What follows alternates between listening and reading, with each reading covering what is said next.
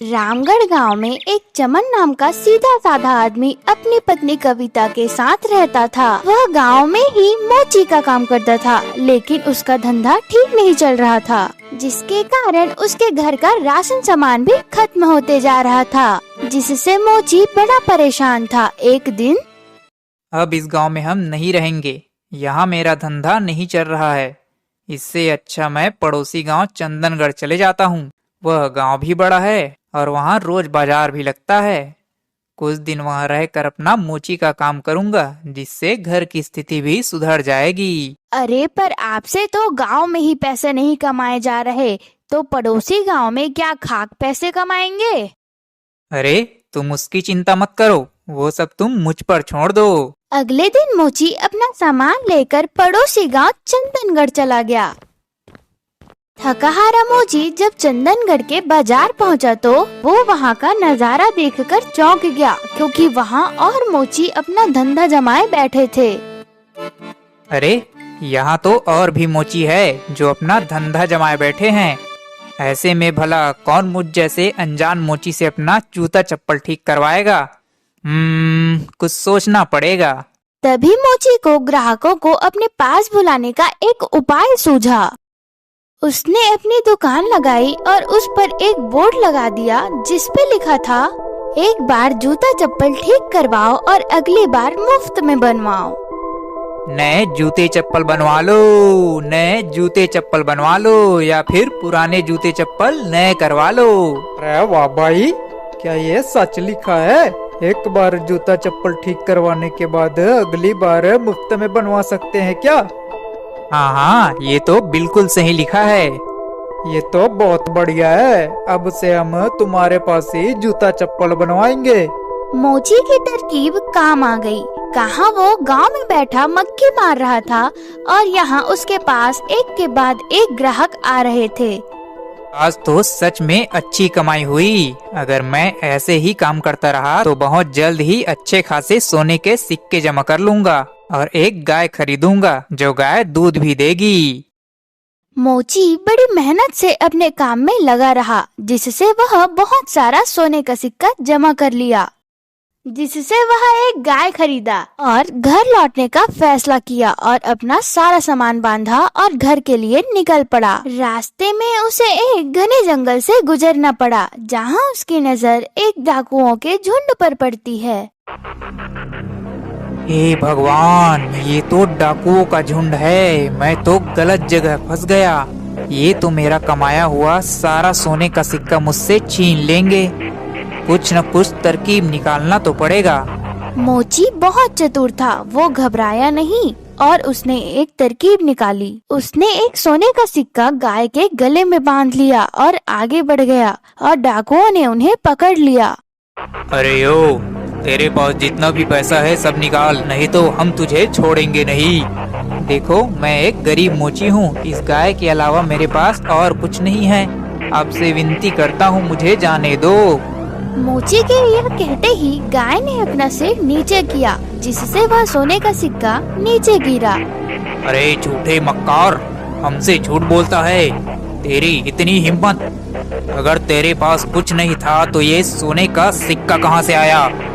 रुको रुको, मैं आपको सब सच सच बताता हूँ। असल में बात यह है कि ये गाय सोना उत्पन्न करती है, इसी वजह से मुझे सारे पैसे मिलते हैं।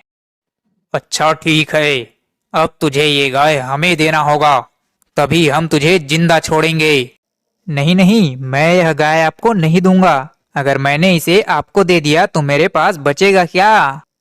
चलो, हम तुम्हें इस गाय के बदले 100 सोने के सिक्के देंगे। फिर ठीक है, पर एक बात का ध्यान रहे, इस गाय को आप एक एक करके अपने साथ रखिएगा, नहीं तो आप आपस में ही लड़ पड़ेंगे।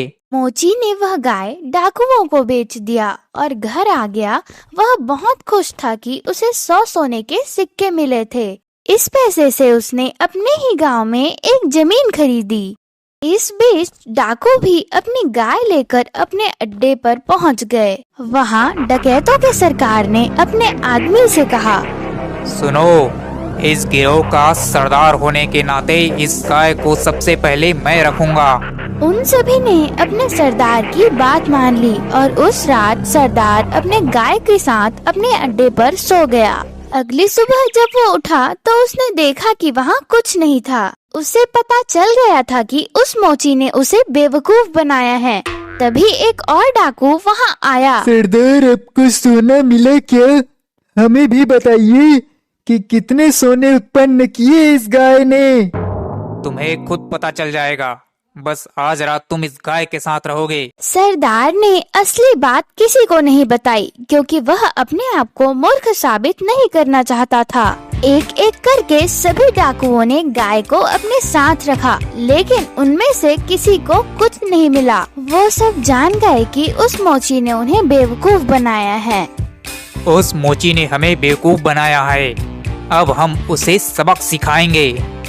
सरदार, उसने हमें साधारण सी गाय 100 सोने के सिक्के में बेच दी। हम उससे अपना सिक्का वापस लेंगे और हमसे धोखेबाजी करने की सजा देंगे। चलो चलो। सारे डाकू मोची के घर की तरफ निकल पड़े। मोची अपने खेतों में काम कर रहा था और उसने सभी डकैतों को अपने घर की तरफ आते हुए देख लिया। मोची यह देखकर तुरंत अपने घर चला गया और अपनी पत्नी से कहता है, मेरी बात ध्यान से सुनना। अभी कुछ ही देर में एक डाकुओं का झुंड यहाँ पर आएगा और मेरे बारे में पूछेगा। तब तुम उनसे कहना कि मैं खेतों में काम कर रहा हूँ। फिर हमारे कुत्ते कालू को भेजना मुझे बुलाने के लिए। यह कहकर मोची अपने घर के पीछे छुप गया। कुछ देर बाद, कहाँ है वो मोची? बुलाओ उसे, हमें उससे बात करनी है। वो तो खेत में है, वही काम कर रहे हैं। आप रुको, मैं अभी अपने कुत्ते को भेजकर उन्हें बुलाती हूँ। कालू, जा अपने मालिक को बुला कर ला। उन्हें कहना कि कोई उनसे मिलने आया है। ये क्या? ये कुत्ता क्या सच में तुम्हारे पति को यहाँ ले आएगा? जरूर, वो हर बात समझता है। वो जब भी खेत पर होते हैं और मुझे उनसे कोई काम होता है तो मैं इस कुत्ते को ही भेज देती हूँ और कालू जाकर उन तक मेरी सारी बात पहुँचाता है। डाकू मोची की पत्नी से बात कर रहे थे, तभी मोची वहाँ पहुँचता है। अरे डाकू भैया, आप आए हो। कालू ने मुझे बताया कि आप मुझसे कुछ बात करना चाहते हैं। कहिए, क्या बात है? तुम बहुत बड़े धोखेबाज हो। तुमने हमें धोखा दिया है। यह गाय तो बिल्कुल भी सोना उत्पन्न नहीं करती। अरे, ये आप क्या कह रहे हैं? लगता है आपको कोई गलत फहमी हुई है। देखिए, आज मेरे पास जो भी है वह इस गाय की देन है। ठीक है, मैं तुम पर एक बार और भरोसा करता हूँ, लेकिन तुम्हें अब इस कुत्ते को भी मुझे देना होगा। नहीं नहीं, मैं इस कालू को नहीं बेच सकता।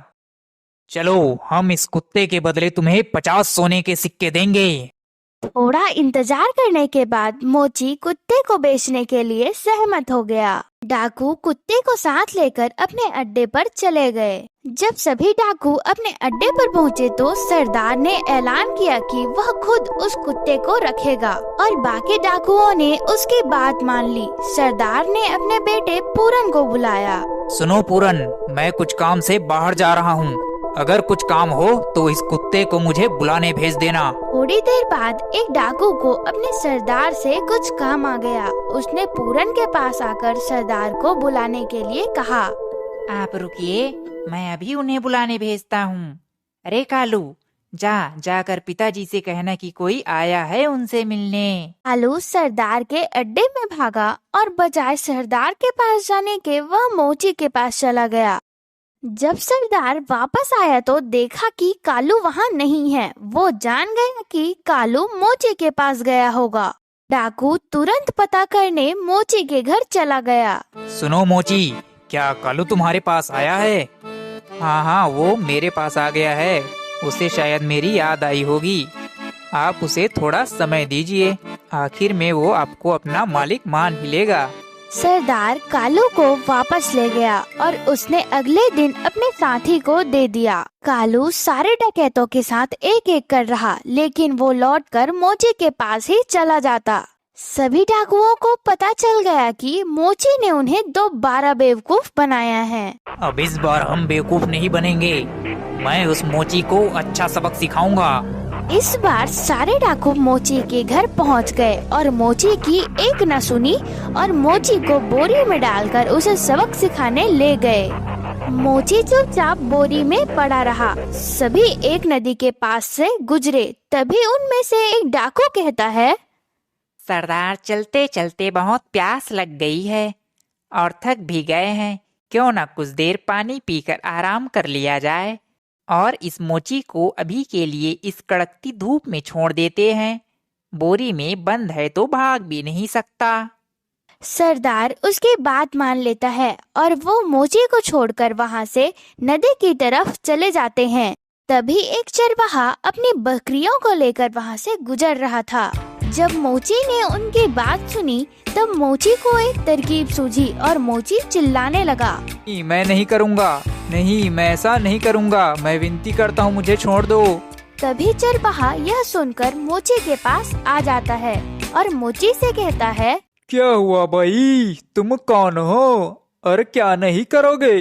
तुम्हें इस बोरे में किसने डाल दिया?